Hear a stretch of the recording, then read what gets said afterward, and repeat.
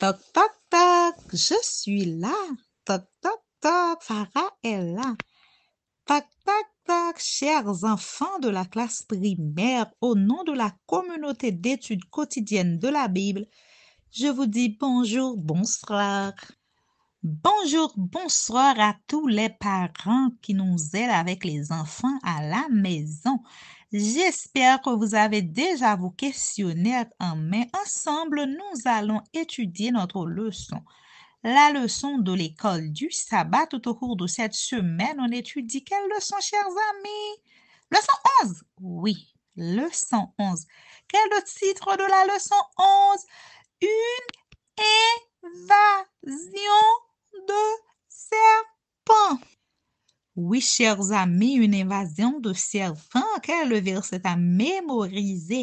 Et mon Dieu! Oui, le verset à mémoriser de la leçon de cette semaine, c'est bien Ayez foi en Dieu qui se trouve dans quel livre?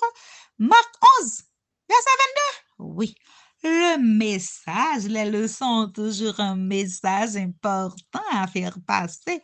Le message de la leçon de cette semaine, c'est bien nous adorons Dieu lorsque nous avons foi en lui. Bravo, nous adorons notre Seigneur et notre Dieu lorsque nous croyons en lui. On a parlé des enfants d'Israël, oui, chers amis, qui ne faisaient pas confiance en Dieu, qui ne faisaient pas confiance à la parole de Dieu. Malheureusement, ils sont morts. Oui, chers enfants, ils ne croyaient pas en Dieu, ils sont morts. Il y avait des serpents.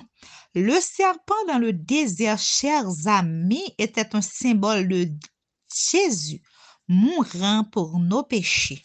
Pour tes péchés, pour mes péchés, pour les péchés de mamie, les péchés de papy aussi. Le serpent endéré n'avait pas le pouvoir en lui-même de guérir. C'est la foi que les Israélites devraient avoir pour regarder le serpent qui les avait sauvés. Dès que un serpent te mord, tu regardes le serpent en airain qui était entre les mains de Moïse.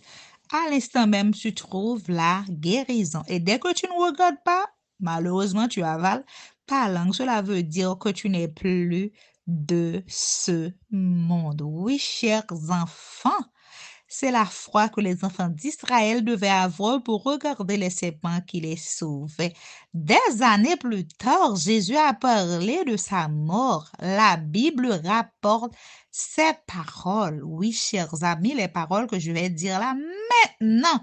Et comme Moïse éleva le serpent dans le désert, il faut de même que le Fils de l'homme soit élevé afin que quiconque croit en lui ait la vie éternelle. Dès qu'on parle de la vie éternelle, chers amis, c'est une vie qui aura un commencement et jamais de fin. Ces paroles se trouvent dans Jean 3, versets 14 et 15. Jean 3, versets 14 et 15. Oui, chers amis, ça se trouve dans le Nouveau Testament. Chers parents, chers enfants, aujourd'hui, c'est déjà jeudi. Demande à ta famille de t'aider à trouver un symbole médical du serpent ou une perche.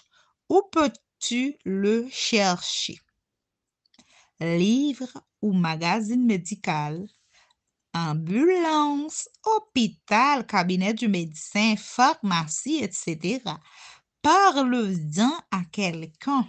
Demande à ta famille pourquoi est-ce que encore aujourd'hui les serpents sont un symbole de guérison. Demande à Dieu de bénir un malade que tu connais.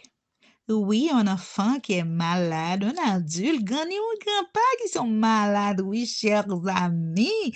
C'est déjà la fin de la leçon. Je dois rentrer chez moi. Je vais vous donner rendez-vous à demain, Dieu voulant, oui, vendredi pour la fin de la leçon. Chers enfants, il y a 35 espèces de serpents en Palestine et certains sont très venimeux.